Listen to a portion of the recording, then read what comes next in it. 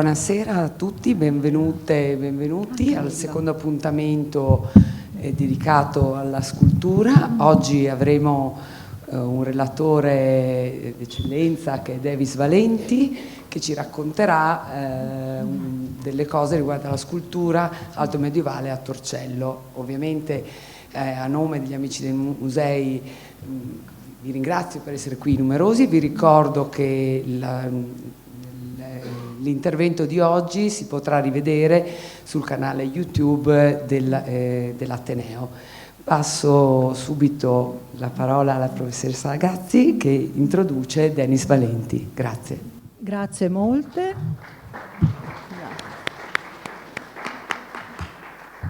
Grazie, ringrazio tutti, Ateneo, amici dei musei, le persone presenti, numerose, mi fa molto piacere questa presenza così numerosa di fronte a un argomento che non è certamente tra i più così accessibili e che attirino le persone. Davis Valenti ha studiato all'Università Ca' Foscari. Io ho avuto il piacere di essere la sua correlatrice, si è laureato con la professoressa Trovabene, abbiamo lavorato tanto insieme e i suoi studi sono partiti proprio dalla scultura alto medievale, ma poi si è occupato moltissimo e si occupa di mosaico. Lavora in sovrintendenza dal 2017 come funzionario storico dell'arte, dopo aver vinto un concorso difficilissimo, c'erano 1500 candidati, alla fine erano in 80, tanto per dare l'idea, prima di entrare in sovrintendenza ha insegnato numerosi anni all'università con contratti, ha insegnato storia dell'arte medievale e ha vinto borse di studio che lo hanno portato in Francia, ha collaborato anche con fondazioni tedesche, conducendo sempre lavori specialistici sul mosaico, ma oggi vi presenterà una relazione che riguarda lavori recenti che nascono proprio dalla nostra collaborazione. Collabora con me al volume del corpus della scultura alto medievale dedicato alla diocesi di Alcina e Torcello, di cui ho parlato la scorsa settimana, e ha seguito anche come funzionario i recenti restauri nella chiesa finanziati da Save Venice e dopo i disastri dell'Acqua Granda del 19. Quindi oggi vi presenterà questo problema della scultura alto medievale di Torcello alla luce anche di queste importanti per noi scoperte, perché si aggiungono materiali di livello veramente notevole quanto già si conosceva grazie ai lavori soprattutto di Renato Polacco. Gli cedo la parola e buon ascolto a tutti.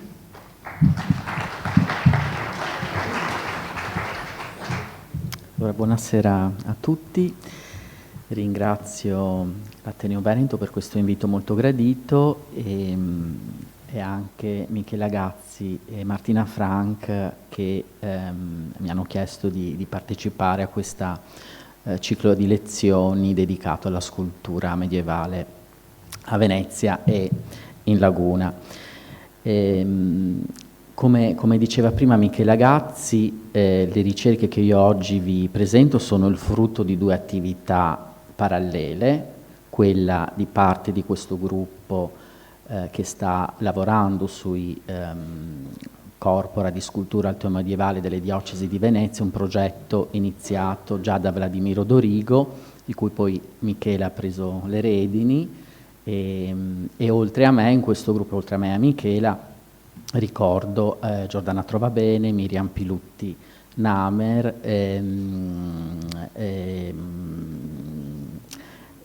Lidia Fersuoc, Licia Fabiani e Elisa Possenti. Non so se ho ricordato tutti, spero di sì, e ci tengo a sottolinearlo perché comunque come gruppo di ricerca abbiamo ragionato anche insieme, ci siamo confrontati sui tanti problemi che pone il tema della scultura alto medievale. E l'altro appunto filone di ricerca è dovuto anche, come si diceva, al mio lavoro, che è quello di funzionario storico dell'arte presso la soprintendenza, e questa attività mi ha dato la possibilità di partecipare attivamente ai cantieri di restauro e quindi di avere anche accesso a luoghi che normalmente il pubblico non può vedere. E quindi è doveroso ricordare che appunto negli ultimi anni ci sono stati diversi cantieri di restauro che hanno riguardato la facciata della basilica e tutta l'area absidale. Il primo di questi restauri è stato finanziato dalla Diocesi di Venezia, mentre il complesso restauro dell'area absidale è stato finanziato dal comitato privato americano Save Venice, e il direttore dei lavori l'architetto Paolo Tocchi, con il supporto chiaramente di Don Gianmatteo Caputo in veste di responsabile dell'ufficio beni culturali della diocesi. E la Basilica di Torcello è un monumento certamente molto, molto conosciuto, non solo tra i veneziani, conosciuto soprattutto per le sue decorazioni di XI e XII secolo, in particolare mi riferisco ai cicli musivi, al pavimento in opus sectile e tutto l'arredo scultoreo che ancora oggi è visibile nonostante le varie manomissioni. Eppure, al di là di questi aspetti che sono certamente più noti, questo monumento conserva anche un patrimonio di scultura altomedievale che ci testimonia la storia di questo edificio anche in fasi precedenti. E quindi nello specifico io vi parlerò un po' di questo patrimonio, ma con un focus però sul gruppo di sculture di IX secolo che noi abbiamo ricondotto ad una fase specifica, quella di rifacimento, di restauro, attribuibile ai tempi del vescovo Deusdedit II, anni 60 del IX secolo. Questo lavoro di catalogazione di tutta la scultura altomedievale presente nella diocesi di Altino Torcello, premessa questo lavoro che appunto mira alla compilazione di questi corpus, sono organizzati per diocesi medievali, quindi noi in questo caso abbiamo studiato per il volume della diocesi di Altino Torcello le sculture che sono conservate in questo territorio, facendo riferimento ai confini di difficile definizione per la verità della diocesi di Altino, che poi nel corso dell'Alto Medioevo ha subito un trasferimento nella sede attuale di Torcello. Questo lavoro ha portato alla registrazione di ben 368 sculture in totale, spero di aver fatto il calcolo correttamente. Di queste 368 sculture presenti in tutto il territorio della diocesi, 255 si trovano a Torcello, quindi una gran parte di queste sculture, direi un patrimonio assolutamente rilevante. E di queste 255 sculture, 8 sono erratiche, quindi sparse per il territorio dell'isola, 25 sculture sono conservate nella chiesa di Santa Fosca, 89 nella Basilica di Santa Maria Assunta e 133 sculture si conservano presso il museo di Torcello. Per quanto riguarda le sculture di Torcello va detto che non tutte provengono sicuramente dalla cattedrale o comunque dal complesso episcopale, perché certamente hanno provenienze diverse. Quindi per noi è possibile con certezza ricollegare queste sculture del museo al complesso episcopale quando rileviamo delle assonanze, delle similitudini, delle analogie con le sculture che invece sono certamente provenienti dalla cattedrale. Questo complesso di sculture, le 255 di cui vi parlavo, sono riconducibili a tipologie assolutamente disparate, quindi abbiamo un repertorio estremamente ricco. Abbiamo sculture architettoniche che comprendono ad esempio capitelli, mensole, architravi, pulvini, transenne di finestra e stipiti di portale. Poi abbiamo anche sarcofagi, comunque frammenti di sarcofagi e sculture d'arredo, tra cui altari, cibori e elementi che provengono dalle recinzioni presbiteriali, ovvero plutei, pilastrini, colonne, capitelli e pistili. Le recinzioni presbiteriali sono delle strutture composite che sono formate dall'assemblaggio di tanti elementi, quindi noi in genere troviamo queste sculture in uno stato per lo più frammentario, per cui dal frammento siamo in grado di capire la provenienza di questi stessi pezzi e riusciamo a individuarli come provenienti da recinzioni presbiteriali.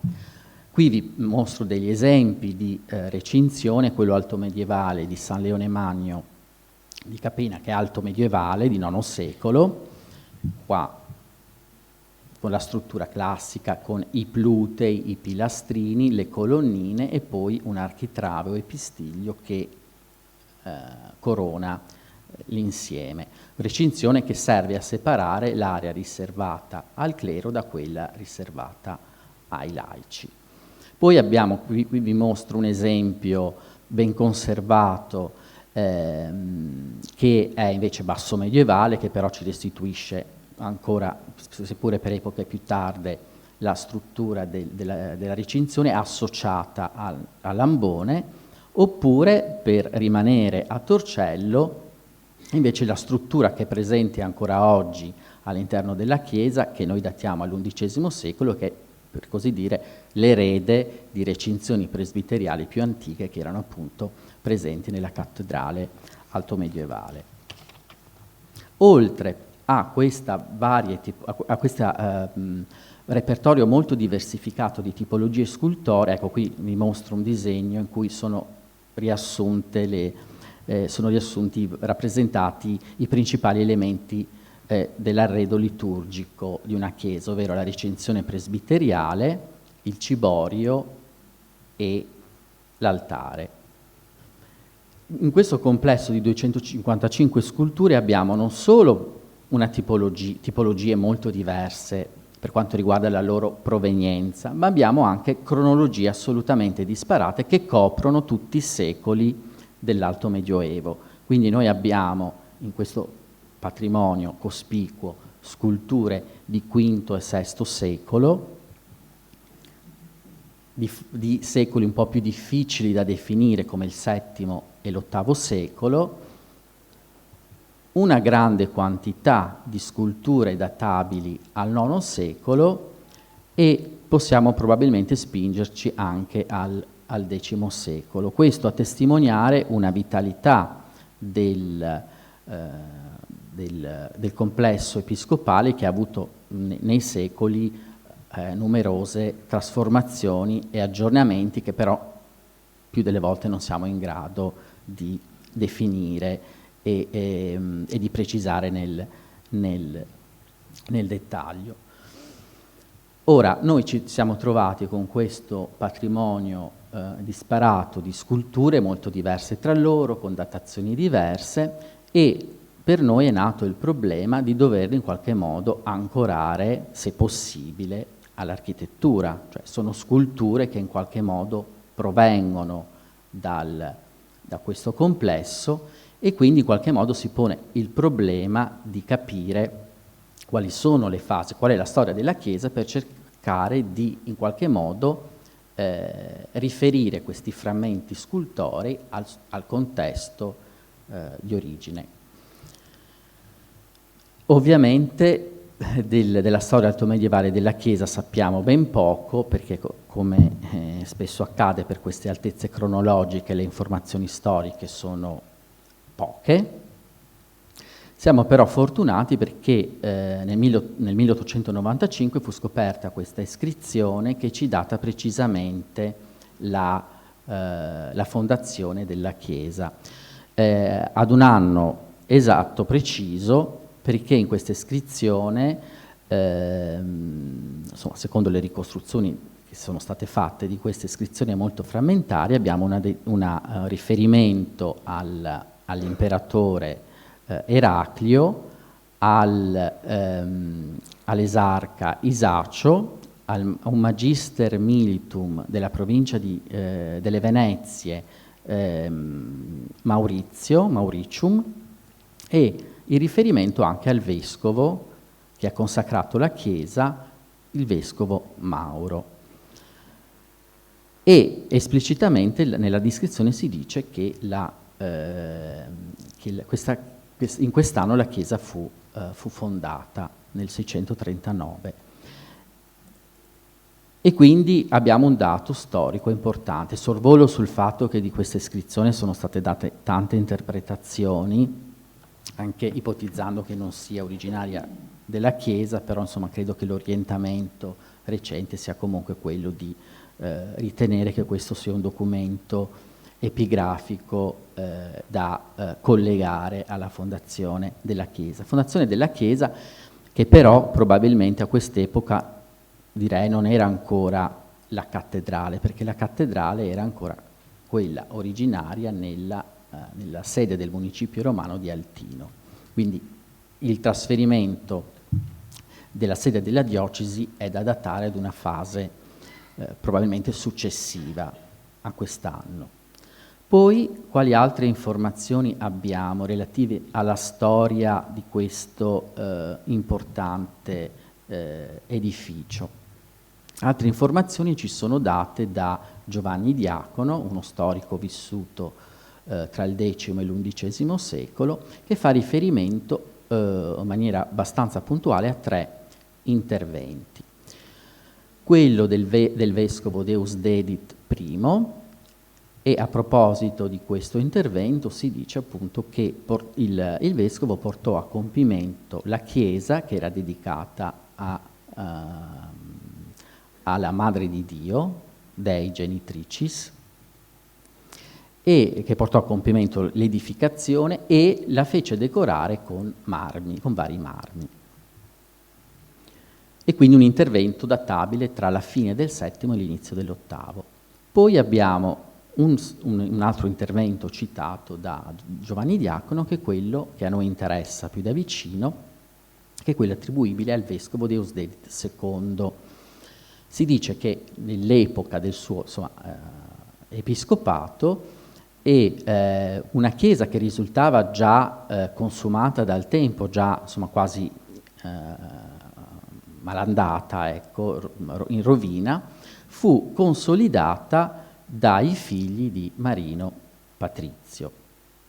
Ora, questa informazione questa nota ci dà alcune informazioni molto importanti, tra cui il riferimento allo stato precario della Chiesa, che però potrebbe anche essere, come dire, un po' un luogo comune di riferirsi a una ricostruzione, perché l'edificio era in rovina, come si vede anche poi nella citazione successiva. Però possiamo anche presumere che tutto sommato rispetto all'intervento di Deusdedit I non ci sia stato un intervento importante.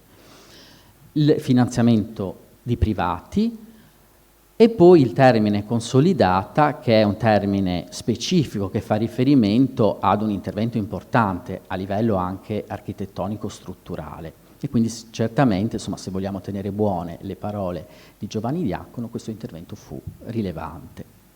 E poi infine, se rimaniamo nell'ambito cronologico che noi interessa, ed è comunque alla conclusione, questo riferimento della storia, l'intervento del doge Pietro Orseolo II nel 1808, quando appunto avrebbe poi con grande impegno fatto ricostruire sia la sede episcopale che la chiesa, che ancora una volta viene definita come in uno stato molto precario, pene vetustate consunta. Rispetto a quest'ultima fase, che sicuramente fu molto importante, possiamo in qualche modo sottolineare alcuni interventi che sono certamente riconducibili alla fase orseoliana, che è databile fino agli anni 40 dell'XI secolo, perché il vescovo che assunse appunto come incarico la sede torcellana era il figlio del doge Orso Orseolo, che per una decina di anni rimase vescovo e poi ebbe l'incarico di patriarca di grado e fu sostituito, il suo posto fu preso dal fratello, quindi sempre il figlio del doge che nel frattempo era deceduto, Vitale Orseolo, che resta in carica fino agli anni 40. Quindi quando intendiamo, facciamo riferimento al periodo orseoliano, facciamo riferimento a un arco cronologico molto ampio. Un periodo che vide, appunto, come dicevo, profonde trasformazioni e rinnovamenti dell'edificio. A questa fase possiamo far risalire quella recinzione presbiteriale che vi avevo mostrato prima, che sicuramente è di quella fase, e poi se consideriamo non solo il periodo strettamente orseoliano, ma tutta la scia che ne conseguì, che portò la Chiesa a vivere un secolo di particolare splendore, possiamo ricordare sempre appunto sulla scia delle committenze orseoliane anche gli interventi decorativi murari, gli affreschi, probabilmente quelli che si conservano nell'emiciclo absidale, e soprattutto i cicli musivi che noi ancora oggi vediamo, che si trovano nella controfacciata, nell'abside centrale e nell'abside meridionale, che in realtà probabilmente sono databili ad una fase immediatamente successiva, cioè alla seconda metà dell'XI secolo. Anche se su queste cronologie dovremo ancora molto riflettere.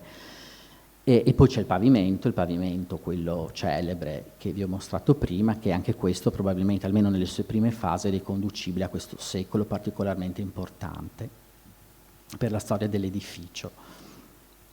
Torniamo però alle fasi più antiche, che sono quelle che ci interessano. Oltre ai dati riportati dalle cronache, abbiamo anche i dati acquisiti grazie all'archeologia. Il battistero è stato oggetto di scavo da parte di Maurizia Demin, che è stata funzionaria archeologa per la soprintendenza, che appunto scavò sia il battistero che una parte del porticato e della quarta navata.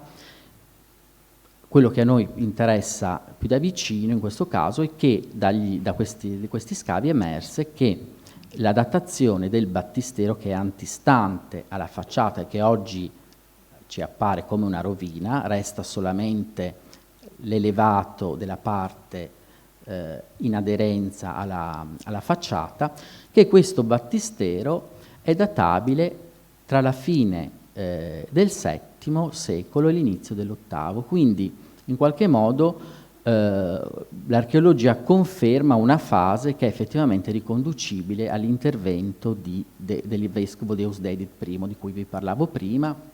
Giovanni Diacono ricordava un intervento architettonico proprio in questa epoca, per cui in qualche modo l'archeologia conferma la fonte. E un altro dato importante è quella della presenza di un pavimento in mosaico al di sotto dell'attuale, che è visibile attraverso due piccole aperture, pavimento che è, per motivi stilistici, databile al IX secolo.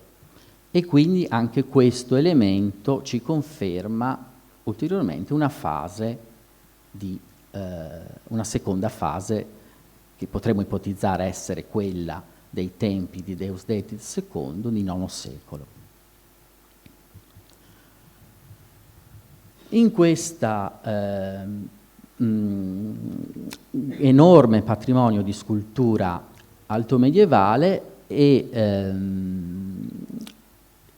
il gruppo certamente più interessante perché è molto cospicuo, perché è anche di grande qualità e effettivamente ci consente di rilevare delle strette analogie tra i vari elementi che noi abbiamo catalogato, vi è appunto questo gruppo di 92 sculture, di cui 43 inedite, quindi questo nostro lavoro di ricerca anche ha portato alla scoperta di tanti elementi di scultura del tutto sconosciuti, su appunto 92 sculture sulle 255 totali di cui vi parlavo prima. Sono per noi delle sculture importanti che in qualche modo, come vi dirò, noi abbiamo ricollegato a questa fase architettonica che doveva essere, che fu molto importante, dei tempi di questo vescovo Deusdedit II, quindi IX secolo. Questi 92 frammenti comprendono una varietà molto ampia di sculture.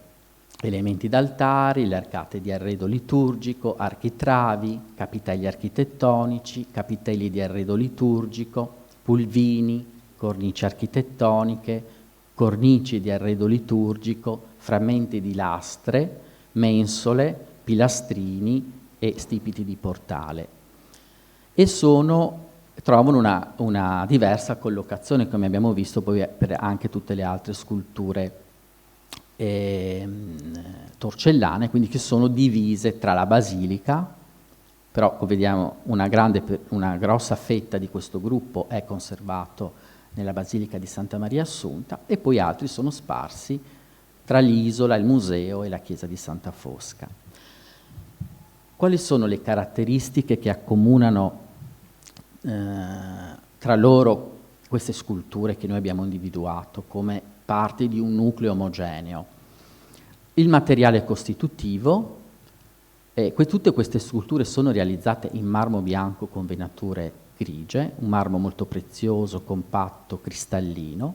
È questa una cosa abbastanza inusuale, perché a parte Roma, dove evidentemente c'era una grande disponibilità di marmi, quindi nell'Alto Medioevo spesso si sono riutilizzati marmi antichi per nuove funzioni, il più delle volte nei contesti altomedievali che noi studiamo troviamo sculture realizzate in pietre, diciamo, più povere.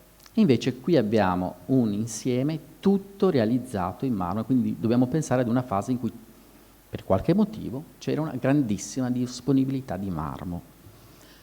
Poi altre caratteristiche sono le modalità di incisione e di rifinitura di questi marmi, che ricorrono in tutti questi elementi, il repertorio dei motivi decorativi, ma anche la resa stilistica di questi motivi decorativi, che sono sempre realizzati tutti allo stesso modo.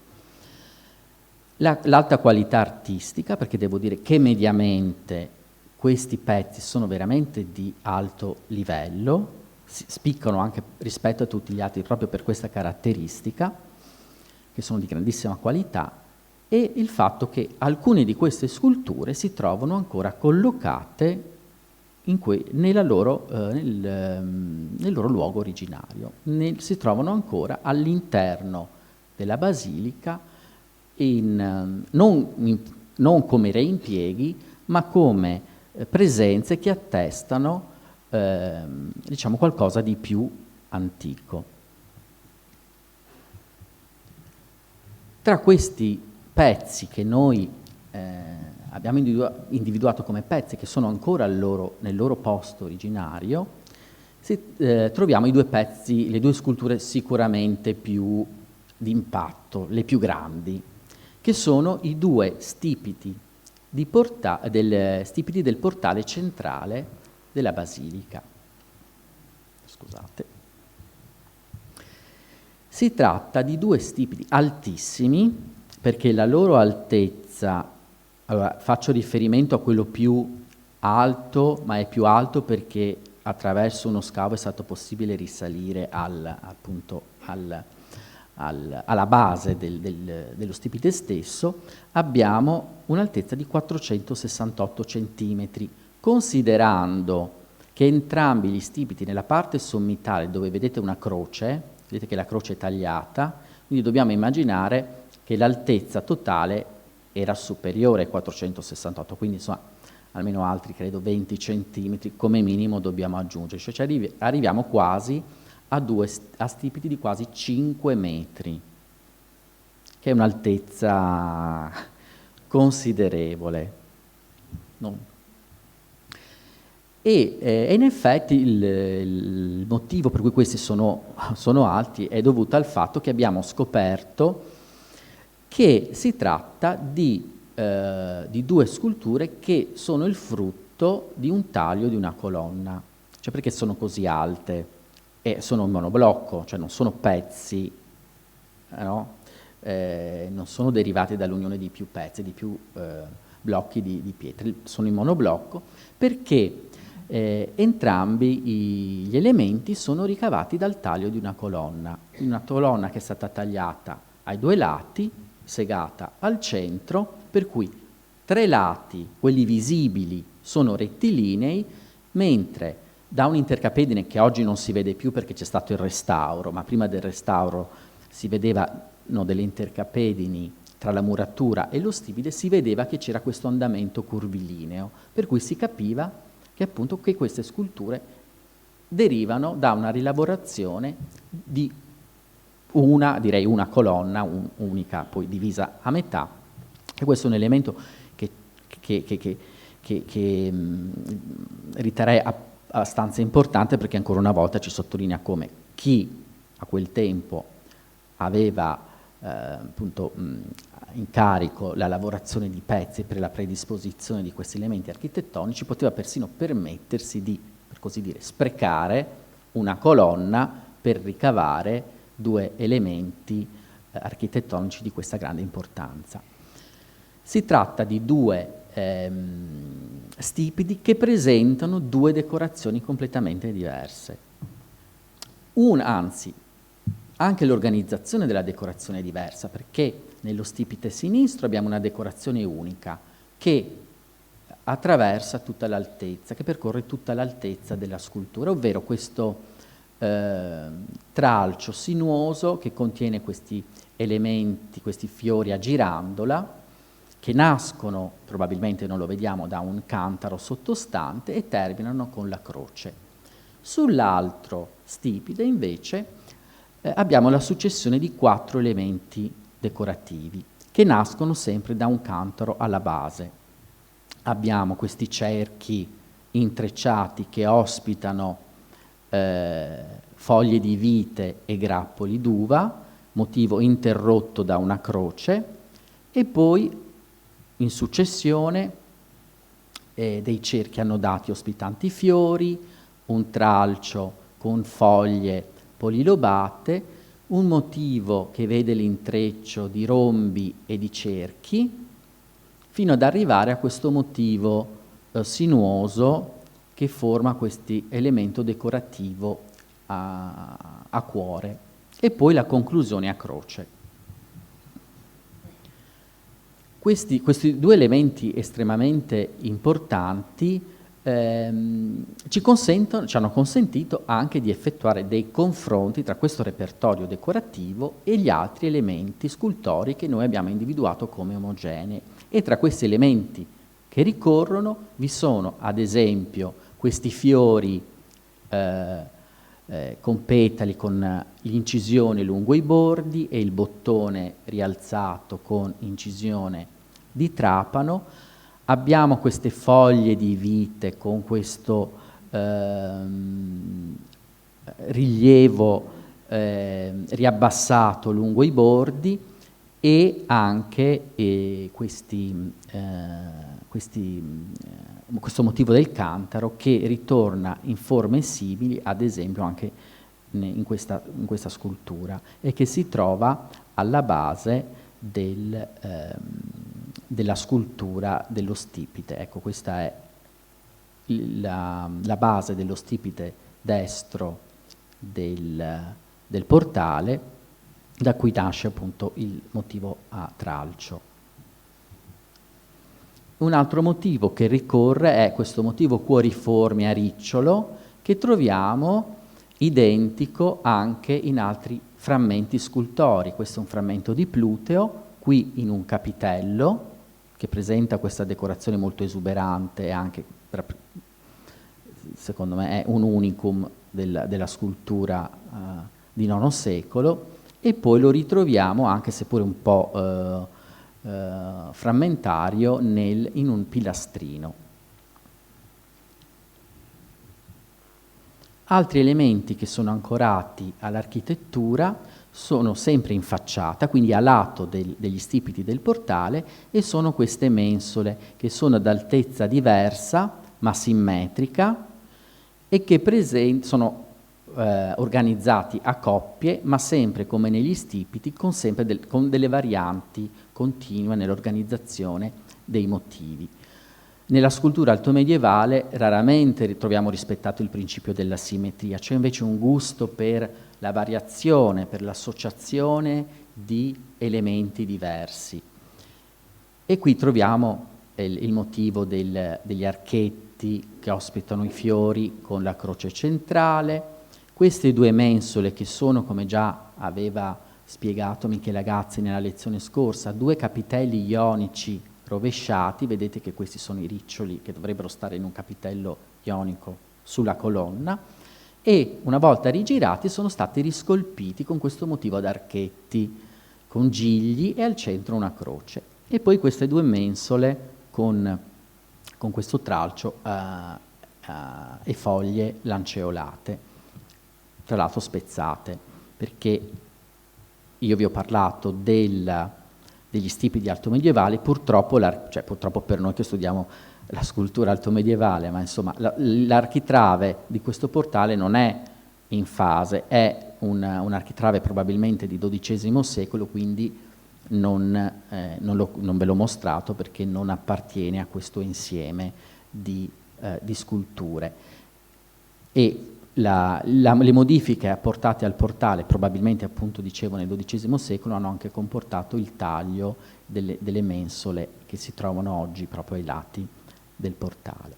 Quindi possiamo dire che plausibilmente che tutta questa parte della facciata è databile alla stessa epoca di queste sculture che noi appunto stilisticamente abbiamo datato al IX secolo. Altri elementi scultorei che si trovano ancora al loro posto, che non sono stati dispersi. Vi sono questi due elementi, questo cippo di altare che si trova nella cappella della cripta e quest'altro elemento spezzato che è la base di un pilastrino.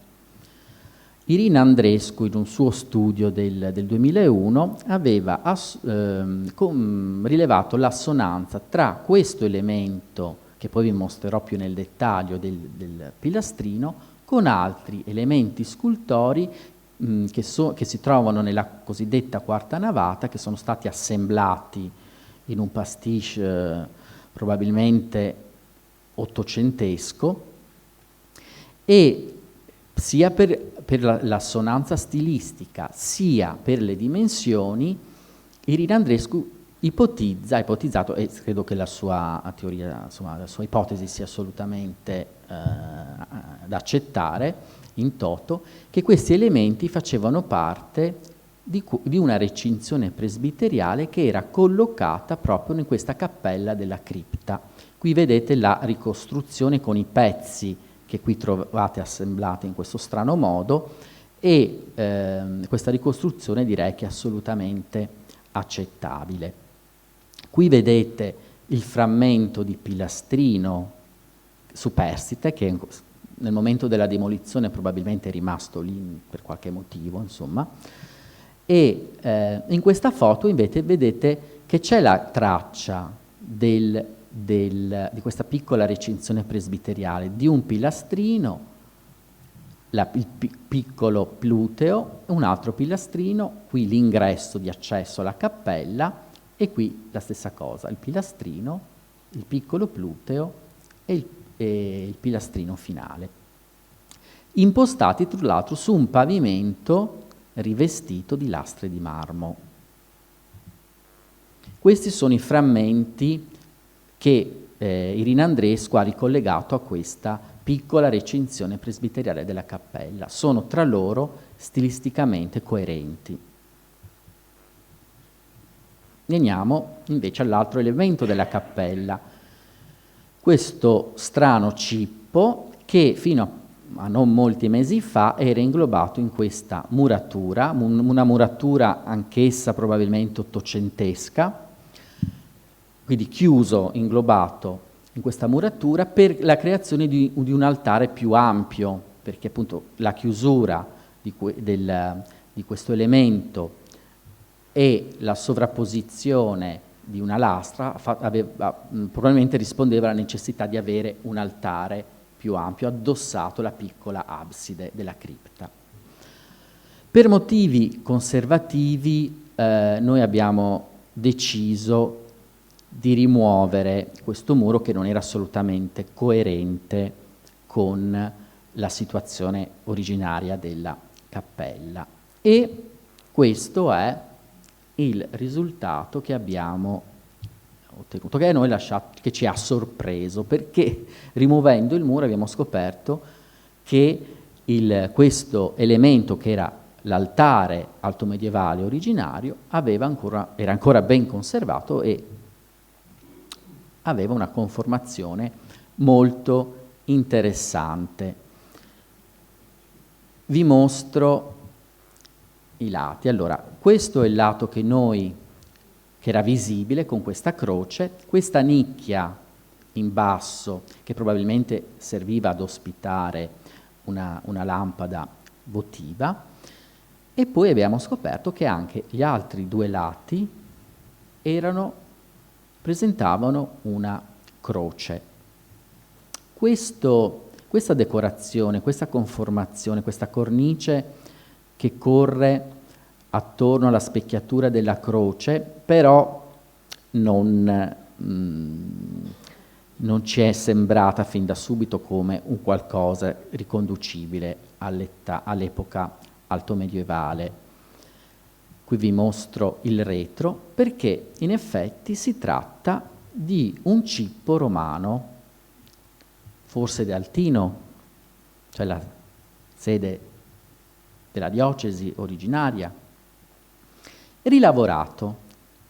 Tra l'altro è uno dei temi, credo, della prossima lezione, proprio quello del reimpiego nel Medioevo della scultura. Quindi insomma oggi toccheremo spesso questo tema. Si tratta di un cippo. Allora, secondo me questa nicchia è originaria, cioè è romana, mentre frutto di un riadattamento non è solo la realizzazione delle croci sui tre lati per sacralizzare, no, questo elemento, ma anche questa cavità superiore che era probabilmente il luogo, anzi probabilmente sicuramente era il luogo in cui erano deposte le sacre reliquie. La realizzazione della cripta, che per noi è coerente con questo insieme di sculture, quindi da datare al IX secolo, si lega proprio a un processo che si sviluppa proprio in questo periodo di enfatizzazione del culto delle reliquie dei santi, che venivano poste in questi ambienti, appunto le cripte, e che erano oggetto di una particolare venerazione. La costruzione di questa cappella si lega probabilmente al fatto che le reliquie, forse già da prima, non sappiamo in che epoca, trasferite dall'antica cattedrale di Altino, avevano bisogno di una loro evidenza, di essere al centro di questo culto, che la struttura della cripta, che è una struttura anulare, quindi prevedeva proprio anche per il pellegrino l'ingresso da un lato, la preghiera e l'uscita dall'altro lato, poi vi mostrerò la pianta. Questo tipo di struttura architettonica della cripta consentiva di dare valore a queste reliquie. Questa è una tipica cavità realizzata per ospitare le reliquie. Qui probabilmente, anzi sicuramente, vi era appoggiato un coperchio, quindi questo era un altare sacralizzato dalla presenza delle reliquie. Qui vi mostro dei confronti. Direi che non ci sono dubbi che si tratti di un elemento, di un cippo forse funerario, antico, rilavorato e quindi trasformato in altare. Allora, al di là, dietro questo muro che noi abbiamo rimosso c'erano tanti macerie, c'erano di fatto macerie di vario tipo. Tra queste macerie abbiamo recuperato questo elemento che è molto importante perché presenta le stesse caratteristiche stilistiche del gruppo delle sculture di IX secolo di cui vi parlavo e che secondo me allora si tratta, come vedete, di un archetto. Questo probabilmente è la base dell'archetto che doveva cominciare con la croce, questo è uno dei bracci della croce. Questo doveva essere, secondo me, l'archetto della recinzione, della recinzione presbiteriale della cappella della cripta. Anche perché, ricostruendo un po' l'arcata, si raggiungono circa quei 60 centimetri, che è lo spazio, la larghezza dell'ingresso di questo piccolo recinto. Si tratta di un frammento molto piccolo che però ci dà l'idea della ricchezza della decorazione, con appunto questo motivo a intreccio che era chiuso da questa fascia con le perline e di profilo abbiamo una doppia profilatura con la presenza di questa matassina e più internamente di un motivo a tralcio bombato che termina in un trifoglio. Ancora, questi elementi decorativi sono infatti perfettamente confrontabili con elementi decorativi di questo gruppo scultoreo, quindi questo pezzo che abbiamo ritrovato recentemente lo abbiamo aggiunto al nostro gruppo omogeneo di sculture di IX secolo e vedete che trova un confronto con una delle mensole dell'atrio, quindi c'è un richiamo continuo a un repertorio comune molto ricco ma che si ripete, che quindi ritroviamo nei vari frammenti. Quindi io qua vi ho riproposto la ricostruzione di Irina Andreescu con l'aggiunta dell'archetto che ho fatto io, quindi come dire non è proprio bellissimo, insomma serve un po' a dare l'idea di come doveva concludersi questa struttura, cioè con un archetto superiore al centro, all'ingresso della cappella. Un'altra scoperta che è derivata da questa demolizione è una decorazione ad affresco, anzi dovremmo parlare di decorazioni ad affresco nell'abside. Si tratta di almeno 3 strati di decorazione ad affresco, chiaramente molto rovinata. Tutte e 3 però sono quasi certamente riconducibili alla fase medievale. Certamente una di queste è contemporanea alla realizzazione della cappella, quindi anche in questo caso dobbiamo pensare a una fase pittorica certamente di IX secolo. Vi mostro altri 2 particolari, qua probabilmente riuscite a riconoscere la parte inferiore di un personaggio, no, con la veste e la casula qua, quindi si tratta probabilmente di un sacerdote, di un santo sacerdote, insomma in veste di sacerdote. Dobbiamo probabilmente immaginare una serie di ritratti dei santi di cui si conservavano le reliquie, forse i santi sono quelli tradizionali di Altino, quindi oltre a Eliodoro, Teonisto, Liberale, Tabra e Tabrata, quindi probabilmente sono questi, dobbiamo immaginare sono questi santi che erano ritratti in questi affreschi malandati. Nella parte inferiore ancora oggi si riesce a leggere una decorazione geometrica che forse voleva rappresentare una finta decorazione in marmo. Ecco, però qui i livelli sono ancora difficili da leggere, credo che ci sia ancora molta materia di studio per il futuro. Quindi un altro elemento che definisce molto bene questa cripta è anche la presenza non solo di un pavimento in marmo nella cappella, ma anche di questi gradini che scendono. Qui vedete la piantina di questa struttura anulare, per cui si entra da una parte, si percorre il corridoio, qui c'è la cappella con la recinzione presbiteriale, e poi sull'altro lato c'è l'uscita.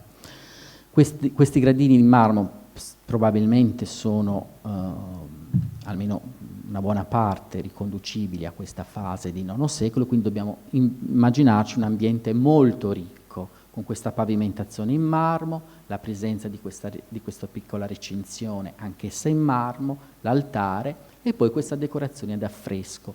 Decorazione ad affresco che forse non era limitata solo all'abside, ma anche ai corridoi, perché abbiamo trovato delle piccolissime tracce di affresco che da un punto di vista cromatico erano compatibili con quelle dell'absidiola, quindi possiamo immaginare una cripta completamente affrescata. Poi un altro elemento altre sculture che sono ancora collocate nel loro luogo, che non sono il frutto di reimpiego, sono le 4 mensole che si trovano nella cappella sud e nella cappella nord. Sono state individuate da Michela Gazzi, che già ben prima dei restauri le aveva identificate come elementi alto-medievali, sempre riconducibili al nostro gruppo di sculture di IX secolo, e che quindi erano testimonianza dell'antichità di quelle murature, quindi non ricostruite in epoca orseoliana, ma addirittura risalenti al IX secolo. Qui vi mostro il dettaglio di alcune di queste sculture, non sempre ben conservate, e diciamo che questa ipotesi è stata confermata sempre dai restauri, perché i restauri che noi abbiamo fatto ci hanno spesso confermato ipotesi che avevamo poi, sulle quali avevamo ragionato in precedenza, e insomma anche in questo caso Michela Gazzi aveva ragione, perché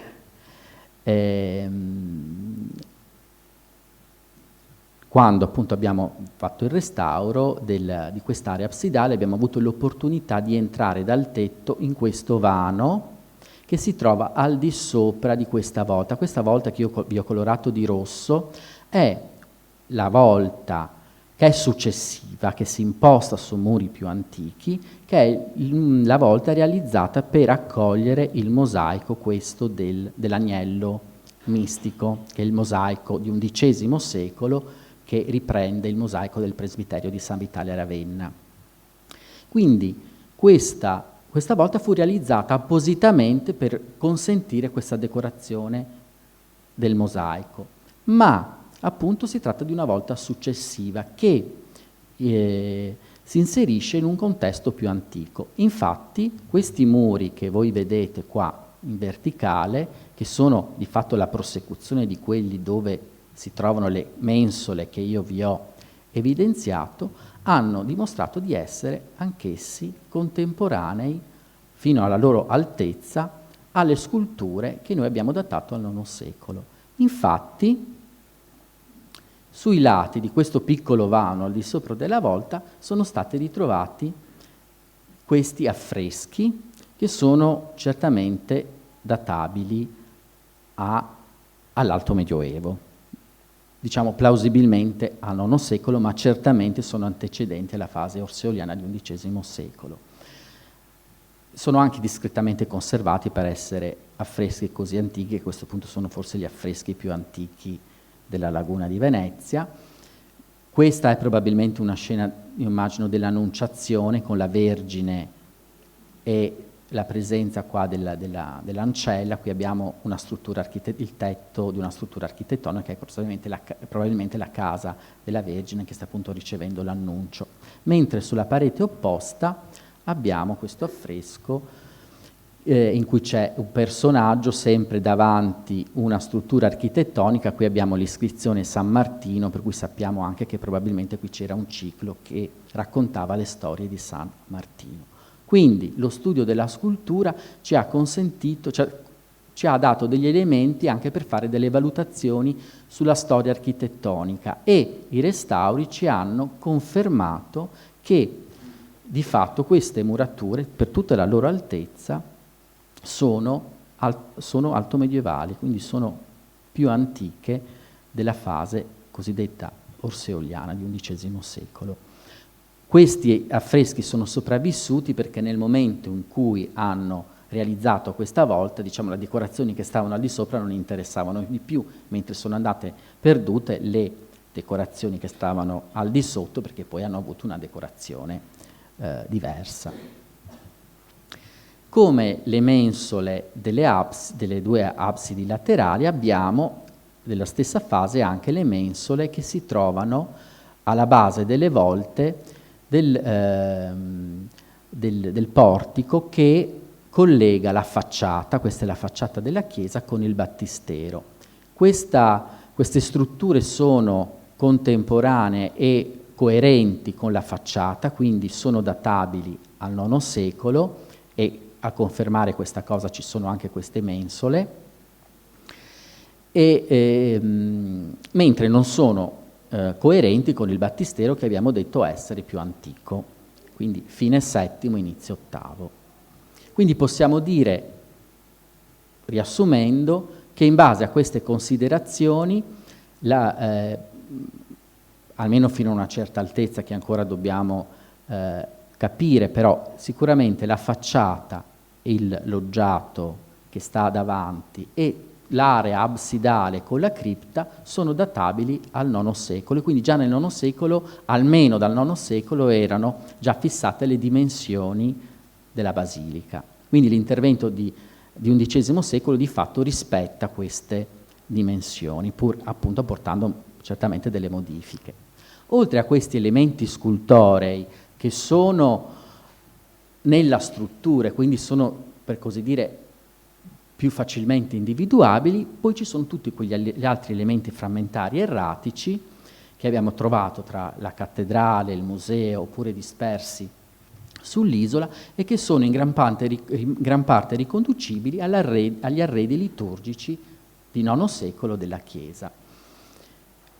Qui vedete gli epistili che erano la sommità della recinzione presbiteriale, dei pilastrini e dei capitelli che sostenevano questi architravi. Anche in questo caso la coerenza stilistica è assoluta, quindi anche questi elementi possiamo ricondurli a quel gruppo che noi abbiamo individuato di IX secolo.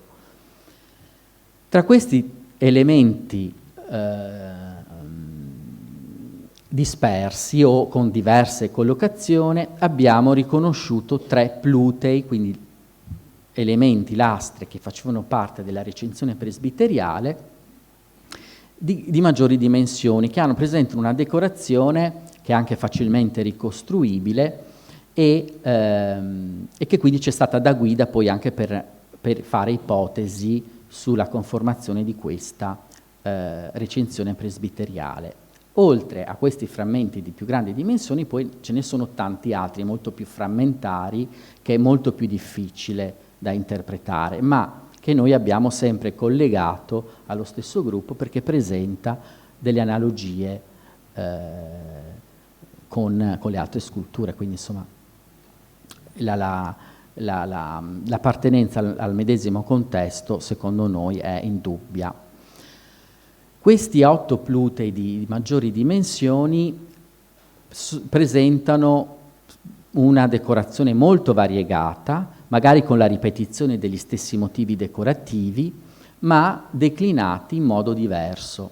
Abbiamo per esempio la serie degli archetti che ospitano croci, che però al loro interno possono avere l'alberello, il tralcio, quindi tutti simboli di vita, o tra l'altro alberelli realizzati in modo differente, oppure anche l'associazione dei 2 elementi, l'alberello e il tralcio con le foglie lanceolate.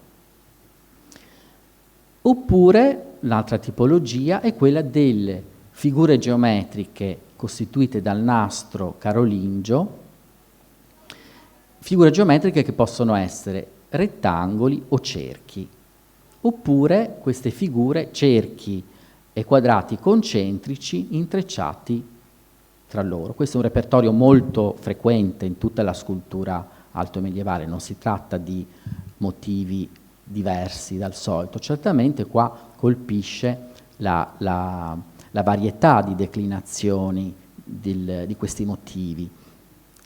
Comunque qua volevo mostrarvi dei dettagli in cui si sottolinea che questi plutei presentano delle similarità tra loro, presentano una grande raffinatezza nell'incisione, sono caratterizzati da i contorni obliqui di questi rilievi, la profondità delle incisioni differisce sempre, continuamente, in modo tale che si crea un effetto di chiaroscuro su queste sculture che evidenzia, mette in risalto questo rilievo. Queste sculture hanno un rilievo molto basso, non superiore ai 2 centimetri, e quindi c'è un sapiente uso delle inclinazioni e delle incisioni per effettuare, no, per creare degli effetti di chiaroscuro che possono mettere in risalto un rilievo che è molto molto basso.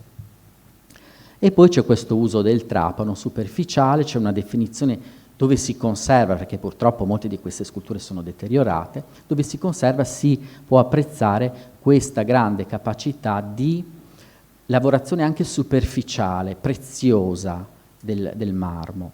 Marmo che probabilmente era lasciato a vista, cioè noi non abbiamo trovato tracce di colore, come spesso avveniva nell'Alto Medioevo, perché spesso questi elementi di arredo liturgico nell'Alto Medioevo poi venivano colorati, non mostravano la pietra a vista, spesso anche perché le pietre utilizzate erano diverse, quindi in qualche modo il colore serviva a omogeneizzare questi elementi.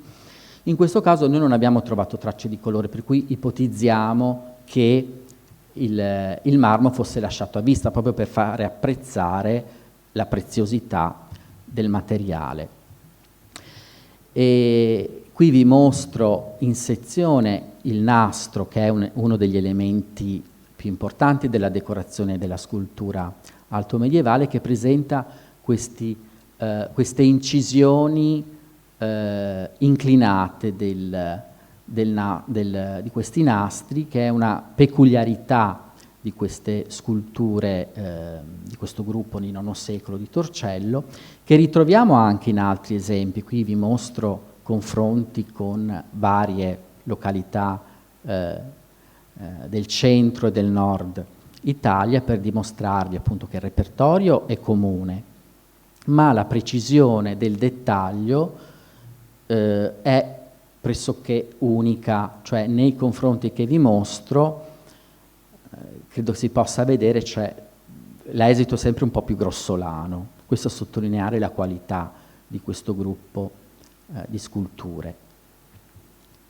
E poi anche la ricorrenza dei motivi che troviamo in questi plutei, questi 8 plutei principali, ma che la ritroviamo declinata anche in altri elementi dell'arredo liturgico, ad esempio queste foglie lanceolate allungate che troviamo in tante lastre, nelle architravi, nelle mensole, e ripetuto in vario modo, che ci fanno pensare che ci sia un'assoluta coerenza stilistica tra questi pezzi.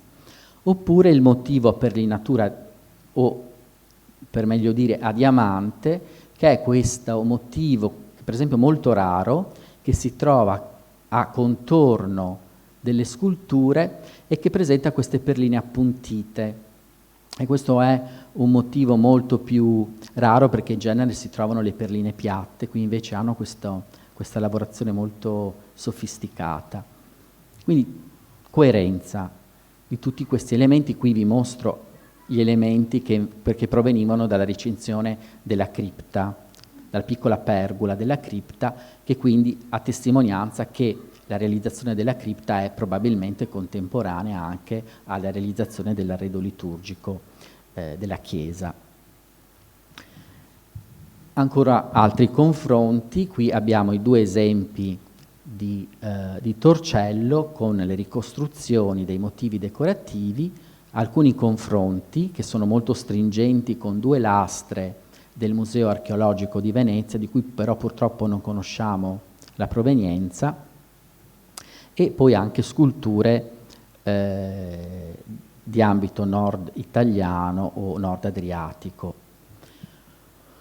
Un'altra caratteristica di quei due plutei che mantengono la loro altezza totale è la presenza al di sopra del motivo decorativo principale di una cornice aggettante. La vedete qua in questo caso, degli archetti intrecciati e qua degli archetti che ospitano dei fiori, che è una fascia ad aggetto che è più spessa rispetto alla decorazione sottostante. Questo è un elemento che troviamo ripetuto in tanti contesti. Qui vediamo a Spalato la presenza degli archetti intrecciati, esattamente come nell'esempio di Torcello, oppure gli archetti con i fiori che troviamo sempre a Spalato o in altri esemplari, tra cui questo piccolo frammento di Jesolo che è stato ritrovato pochi anni fa a seguito di uno scavo clandestino, quindi sappiamo che probabilmente viene dal contesto di Jesolo, ma purtroppo non conosciamo la sua esatta e sicura provenienza, ma da un punto di vista stilistico presenta numerose affinità con le nostre sculture. Ora, a questo punto noi ci siamo posti il problema di immaginarci questa recinzione presbiteriale di questa cattedrale importante di IX secolo. Per cercare di immaginare questa recinzione non possiamo ragionare sulle lunghezze dei plutei, perché i plutei possono avere lunghezze diverse, questo per necessità di dover chiudere aree più o meno vaste, ma anche perché, magari essendo probabilmente materiale di reimpiego, lo scalpellino, lo scultore si trovava a dover lavorare delle lastre che avevano già delle dimensioni predefinite. Quindi nelle recinzioni presbiteriali altomedievali possiamo trovare lastre, plutei, che chiudono la recinzione di lunghezza diversa. La dimensione su cui noi possiamo ragionare per capire se la provenienza è dalla stessa recinzione presbiteriale è l'altezza dei plutei, perché in una recinzione almeno l'altezza deve essere comune, perché se no abbiamo una recinzione con altezze diverse che insomma anche nell'alto medioevo, anche col gusto della variazzo alto medievale, insomma non stava molto bene. Per cui noi abbiamo fatto questo ulteriore ragionamento. Abbiamo preso i due plutei, gli unici, che conservano la loro altezza pressoché integra. Sono questi due plutei del Museo di Torcello, che appunto presentano questa suddivisione. Specchiatura principale con decorazione o ad archetti o a quadrati intrecciati e questa fascia aggettante superiore, alta 23 cm, per un'altezza totale di 99-100 cm, per cui abbiamo stabilito che l'altezza ipotetica di questa recinzione presbiteriale, se la nostra ipotesi era corretta, doveva essere questa. Quindi, con l'aiuto di Paolo Vedovetto che ci ha aiutato nelle ricostruzioni, noi abbiamo ipotizzato la ricostruzione di queste lastre.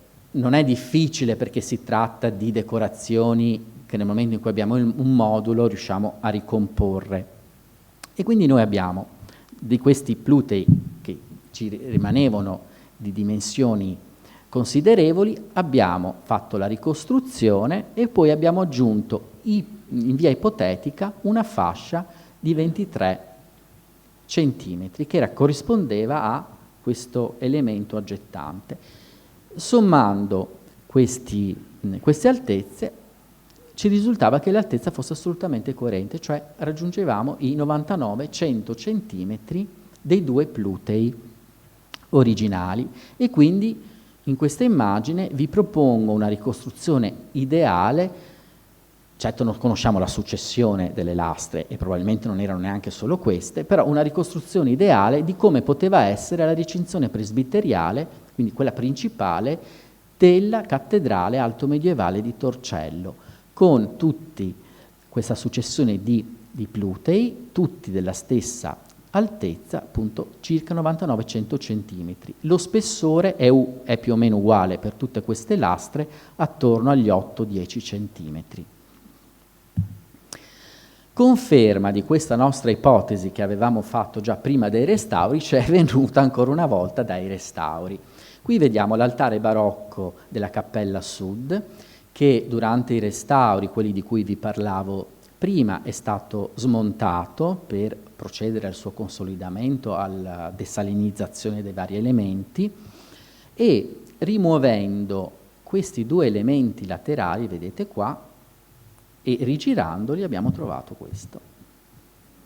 Si trattava di un reimpiego di due sculture di IX secolo che presentavano questa decorazione ad archetti intrecciati e a fiori al di sotto di archetti, che sono esattamente le stesse decorazioni di questa fascia superiore dei due plutei, quelli che avevamo conservati in altezza. Per cui la nostra ipotesi è risultata corretta, cioè c'erano questi elementi. Allora, questi sicuramente non provengono da questi due plutei perché sono troppo larghi, quindi dovevano provenire da altri plutei, e quindi la nostra ipotesi che ci fosse questa serie di plutei coronata da questo elemento aggettante, che forse rappresentava l'elemento unificante, cioè a fronte di una decorazione sempre diversa, queste cornici superiori in qualche modo costituivano quell'elemento che rendeva omogenea questa struttura. Ed è alta esattamente i 23 centimetri di cui sopra, per cui abbiamo avuto conferma delle nostre ipotesi. Qui ve le mostro ripulite. E vedete ancora meglio i dettagli. Tra l'altro entrambi i motivi chiusi da questa perlinatura superiore e inferiore, esattamente come nei plutei conservati nel museo. Per cui insomma la nostra ricostruzione di questa recinzione è plausibile. Sempre in breve excursus, breve riferimento ancora una volta al tema del reimpiego, sempre rimanendo nello stesso altare, io ho ipotizzato che queste due sculture, che già da tempo si trovano all'esterno della basilica, ai due lati tra l'altro dell'ingresso laterale, cioè questo pluteo che è appartenente al nostro gruppo, quello di IX secolo, e quest'altra lastra che invece proviene dal lambone di XI secolo della fase orseoliana, questi due elementi che vedete che presentano dei tagli uguali, strani, provengono secondo me da questa pavimentazione sempre dello stesso altare barocco, che erano stati quindi rigirati e utilizzati per questa decorazione. Durante un restauro che non ho capito esattamente quale possa essere stato, ma è un restauro antico, probabilmente nel rimuovere queste due lastre ci si era accorti che erano materiali antichi reimpiegati, per cui questi sono stati poi esposti e al loro posto sono state realizzate delle lastre invece nuove. E quindi abbiamo scoperto che il reimpiego in questo altare riguardava anche il basamento dell'altare. E poi forse quella che è la scoperta dal punto di vista della scultura altomedievale, la scoperta più importante è il ritrovamento di queste due lastre, che invece sono state recuperate restaurando l'altro altare, quello della Cappella Nord, l'altare di Sant'Antonio. Nello smontaggio, la ditta che effettuava il restauro ha scoperto che le due lastre che componevano la mensa dell'altare, che erano due lastre accostate, erano in realtà due lastre altomedievali, perché rigirandole è emersa questa straordinaria decorazione. Si tratta tra l'altro anche delle lastre più integre e meglio conservate tra tutte quelle che abbiamo di questo gruppo di sculture, nelle 92 sculture di IX secolo. E qui ve le mostro nella loro collocazione odierna, perché queste non le abbiamo fatte ricollocare nell'altare dove si trovavano, perché sarebbero rimaste invisibili. Abbiamo deciso di esporle ai lati dell'altare nel quale erano state reimpiegate, e troviamo ancora una volta qui il repertorio solito, le figure geometriche concentriche e intrecciate, e qui addirittura cerchi e quadrati intrecciati tra loro. Queste sono le dimensioni, 88 x 63. delle sculture integre in altezza, per cui per questo non possiamo ipotizzare una altezza originaria di 100 cm, i famosi 100 cm dell'altezza della nostra recinzione presbiteriale. Qui l'altezza è totale, questa scultura è conservata quasi integralmente, questa manca solo un piccolo spigolo. Queste due sculture presentano su uno dei lati un taglio obliquo, per cui io per queste, data l'altezza inferiore e proprio per questa presenza di questo taglio che secondo me è originale, io ho ipotizzato che si tratti di elementi provenienti da un altare, cioè un altare a cassa, quindi con le due lastre laterali di chiusura e una frontale. Queste probabilmente erano le due lastre laterali. Quindi si tratta probabilmente di due sculture che provengono da un altare alto medievale. Questa è la loro collocazione, questo è l'altare della cappella nord.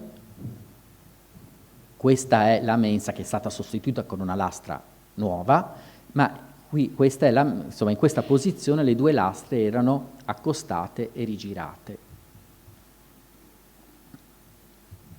E qui vedete, vi metto dei dettagli perché se avete un po' fatto l'occhio, vi siete fatti l'occhio vedendo questi dettagli, vedete che si tratta esattamente di due sculture della stessa fase di IX secolo, una fase molto importante e che solo lo studio della scultura ci ha permesso, insomma, di comprendere appieno. Ultimissima nota, questo non c'entra con la scultura di IX secolo, però ci dà ancora una volta l'idea dell'importanza del reimpiego nell'Alto Medioevo. Paolo Tocchi, l'architetto che appunto ha diretto il cantiere di restauro, ha ritrovato nella muratura delle absidi, murature che noi riteniamo anch'esse alto medievali, questo elemento utilizzato come fosse un mattone. In realtà, come vedete bene, non è certamente un mattone, ma è un frammento di un mosaico pavimentale romano, non è un mosaico questo medievale, è un mosaico romano, forse asportato da qualche domus antica, e probabilmente in questo lavoro di recupero di materiale chi era incaricato della costruzione di questa muratura ha trovato questo blocco che gli è sembrato probabilmente solido e compatto, per cui lo ha utilizzato come fosse di fatto un mattone. E quindi nel restauro abbiamo anche recuperato questo elemento antico, molto interessante, perché abbiamo proprio tra l'altro in sezione anche proprio la visione degli strati di preparazione per il pavimento musivo, e ci restituisce un elemento molto interessante per capire anche sia le tecniche costruttive, ma anche per capire insomma come a quel tempo si cercasse di recuperare materiale in vario modo. Ecco. Termino con questa foto che rappresenta il restauratore Giovanni Cucco, che è un restauratore molto importante perché ha restaurato praticamente tutti i mosaici di Venezia, perché i restauri non sono finiti. Al momento si sta procedendo al restauro, sempre tra l'altro con il finanziamento di Save Venice, il restauro del pavimento dell'area presbiteriale. Inoltre la mia collega, la dottoressa Sarabini, ha ottenuto dei finanziamenti ministeriali per poter anche fare delle indagini archeologiche di quest'area molto importante, perché siamo in prossimità dell'altare, e quindi probabilmente le scoperte a Torcello non sono terminate, quindi avremo nuove informazioni per conoscere meglio questo edificio straordinario che ci ha riservato sorprese anche appunto in questi ultimi anni. Grazie.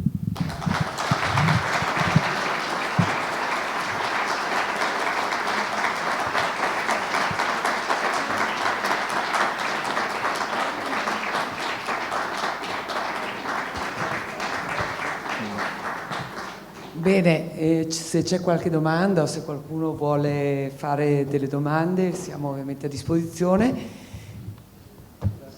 Sì, ecco. Grazie. Marmi quasi tutti di reimpiego, suppongo, ma che marmi sono? Cioè la provenienza geografica dei marmi è stata identificata? Non abbiamo fatto, ahimè, uno studio specifico, un'indagine petrografica sui marmi. Secondo la nostra ipotesi si tratta di materiale certamente di reimpiego, quindi recuperato in qualche luogo dove c'era una grande disponibilità di marmi, che assicuro che non è cosa facile. Solo a Roma, nelle chiese romane, abbiamo interventi altomedievali di arredo liturgico dove c'è questa abbondanza di marmi, cioè non ne conosco altri interventi di queste dimensioni con questa grande disponibilità. Altino, punto interrogativo. Comunque è molto interessante, ecco, credo che questo sia un aspetto molto importante da indagare, anche per capire le dinamiche di approvvigionamento del materiale. Sì, no, i campi di ricerca sono ancora infiniti, come vedete. Di alcune di queste sappiamo che sono dei reimpieghi perché sono state ritrovate delle iscrizioni romane, probabilmente di Altino, per cui cioè io spero di avere fatto comprendere che veramente si tratta di una fase unica, che ha pochi confronti, è veramente straordinaria, perché se mettiamo tutti questi elementi insieme e poi li associamo anche dove è possibile all'architettura, dimostrando che alcune di queste porzioni dell'architettura attuale sono ancora quelle di IX secolo, mettendo insieme tutti questi elementi, per quanto oggi la chiesa che noi vediamo è ai nostri occhi principalmente quella di XI secolo più i restauri del XII secolo a seguito del terremoto, per non parlare degli interventi, restauri ottocenteschi e quant'altro, però insomma diciamo quello che noi oggi vediamo, le cose che siamo più sensibili è appunto questa fase di XI e la fase di XII secolo, però c'è meno evidente ma molto importante questa fase altomedievale di cui noi dobbiamo tener conto perché è straordinaria. Bene, davvero grazie per questa passione, competenza e per questa veramente interessantissimo intervento. Vi ricordo la prossima settimana, il 6 dicembre, un appuntamento proprio sul riciclo della scultura a Venezia e quindi credo che affronteremo ancora... Si tornerà a Torcello. Si tornerà a Torcello. Parte, credo, esatto. Benissimo, grazie a tutti e arrivederci, buona serata.